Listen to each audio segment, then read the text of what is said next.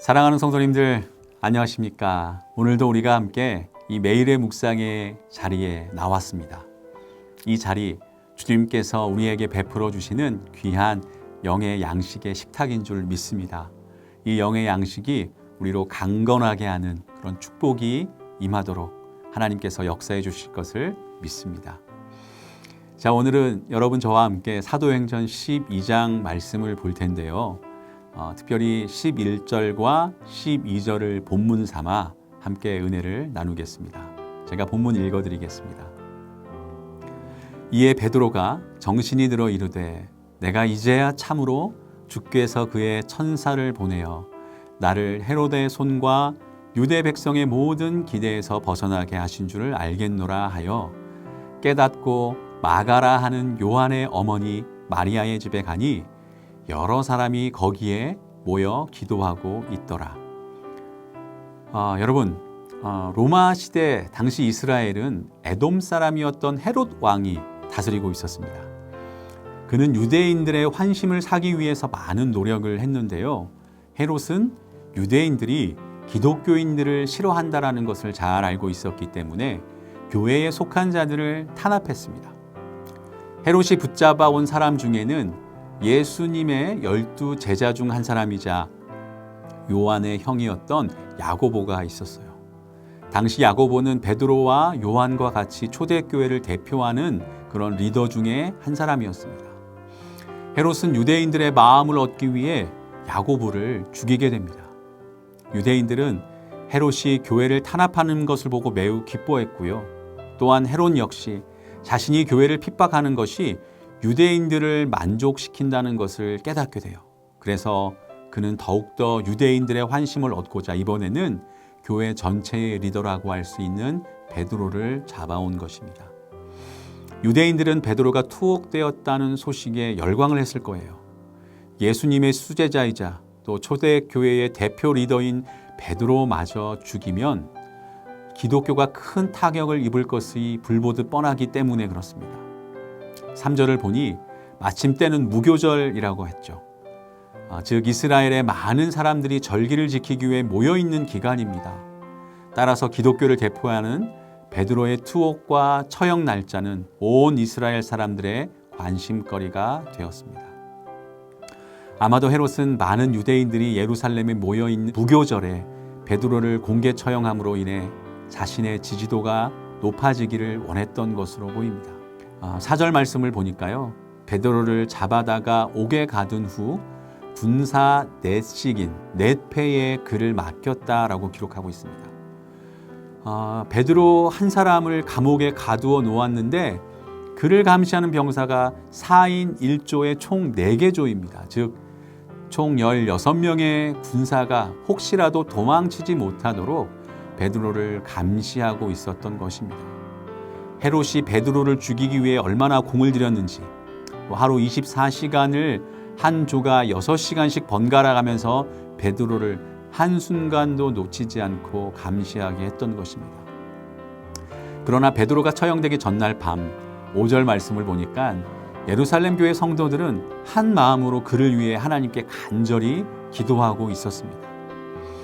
이미 교회의 리더인 야고보가 처형당해 죽었고요. 따라서 베드로 역시 처형될 수 있다는 가능성은 상당히 높아 보였습니다. 교회의 핵심적인 지도자인 베드로가 죽는다라고 하는 것은 곧 교회의 큰 위기로 이어질 수 있었죠. 그러나 이 위기 앞에 교회는 더욱더 단결이 되었고요.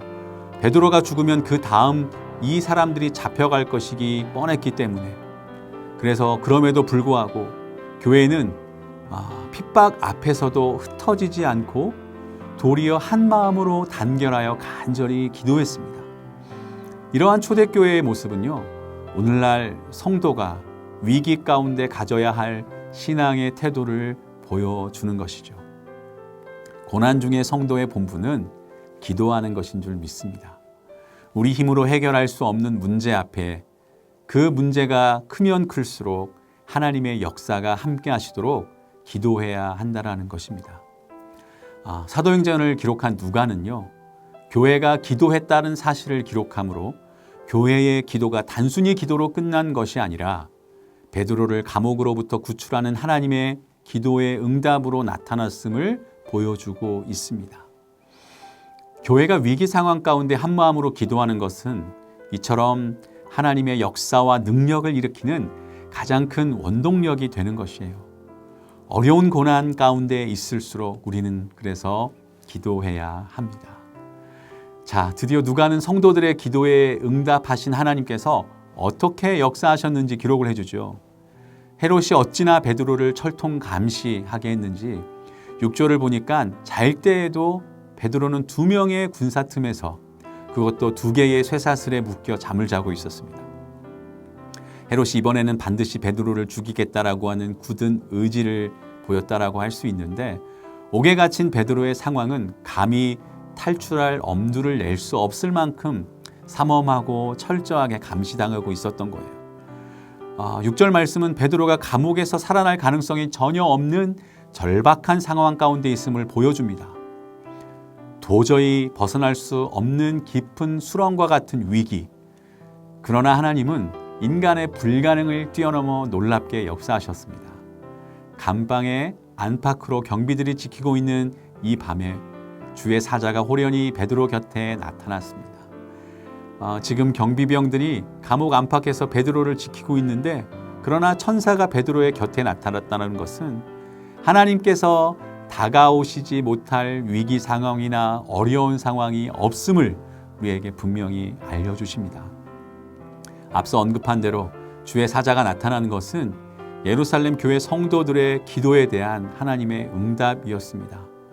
이 놀라운 기도의 응답으로 하나님께서는 베드로를 구출해 직접 초자연적인 이 개입으로 함께 하셨던 거죠.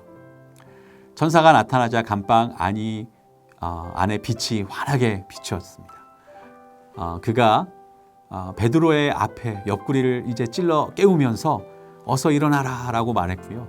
그러자 베드로의 소문에 매어있던 쇠사슬이 풀렸습니다. 여러분, 아무리 헤롯이 베드로를 쇠사슬로 꽁꽁 감아 놓아도 하나님께서 손가락 하나 까딱하시면 다 풀려버린다라는 거예요. 마찬가지로 아무리 우리가 위기 상황 가운데 꽁꽁 쌓여 있어도 하나님께서 역사하시면 우리는 그 어떤 원수의 함정과 위기 가운데서도 능히 풀려날 수 있는 줄 믿습니다. 천사가 베드로에게 허리띠를 메고 신을 신어라 라고 말하자 베드로는 그렇게 했고요. 천사가 다시 겉옷을 입고 나를 따라오너라 라고 말했죠. 베드로는 천사를 따라 감옥에서 나오면서 도대체 천사가 하는 일이 이게 꿈인지 생신지 잘 알 수가 없었습니다.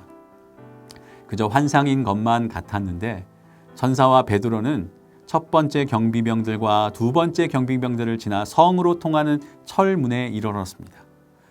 그 문이 저절로 열려 그들은 바깥으로 나왔고요. 거리를 하나 지나자 갑자기 이제 천사가 떠나갔죠. 그제야 비로소 베드로는 정신이 들고 이제야 분명히 알겠다. 주께서 천사를 보내 헤롯의 소나기와 유대 사람들의 모든 기대에서 나를 구해 주셨다라고 고백하게 됩니다. 오늘 이 놀라운 역사를 기록하며 누가는요, 마지막에 이 모든 기적이 어떻게 시작되었는지 꼭 기록해 두고 싶었어요. 그래서 12절에 이렇게 기록이 되어 있는 겁니다. 12절 말씀을 제가 읽어 드릴게요. 깨닫고 마가라 하는 요한의 어머니 마리아의 집에 가니 여러 사람이 모여 기도하더라. 베드로가 감옥에 갇혀 있던 그때부터 풀려나서 되돌아오는 그 순간까지도 교회는 쉬지 않고 끊임없이 그리고 열심히 베드로를 위해 하나님께 간절히 기도했던 것입니다. 누가는 성도들의 이 간절한 기도를 통해 오늘 베드로의 생명이 구원받았음을 보여주는 거죠. 사랑하는 성도님들, 하나님께서는 예루살렘 교회의 성도들의 간절한 중보 기도를 들으셨습니다. 그리고 하나님께서는 기도의 응답으로 베드로의 생명을 구원하여 주셨습니다. 기도는 생명을 살리는 능력이 있습니다. 혹시 우리 주변에도 정말 어렵고 힘든 고통 속에 놓인 형제나 자매가 있지는 않은지요? 오늘 우리가 간절히 기도할 때 하나님이 역사하실 줄 믿습니다. 아무리 사단의 쇠사슬이 강해도 그를 꽁꽁 감고 있어도 하나님에겐 아무것도 아닌 줄 믿습니다. 우리 주변 사람들 중에 가장 큰 어려움에 처한 사람은 혹시 없습니까? 오늘 이 하루 고난을 겪고 있는 형제 자매를 위해 하나님의 말씀을 믿고 의지하며 간절히 기도하는 저와 여러분들 되시기를 주님의 이름으로 축복합니다. 기도하겠습니다. 사랑의 하나님, 오늘 말씀을 보니 하나님의 나라는 핍박도 죽음도 그 어떤 것도 막을 수 없음을 봅니다. 그리고 어려움 앞에 성도가 할 일은 두렵고 불안해하는 것이 아니라 기도하는 것임을 깨닫습니다. 그 기도를 들으시고 응답하시며 구원하시는 하나님, 오늘도 우리의 기도가 멈추지 않게 하여 주시옵소서. 하나님의 도우심이 필요한 그 자리를 위해, 그 사람을 위해 간절히 기도하며 하나님의 일하심을 보며 찬양하고 영광 돌리는 저희가 되게 하여 주시옵소서. 예수님의 이름으로 기도드립니다. 아멘.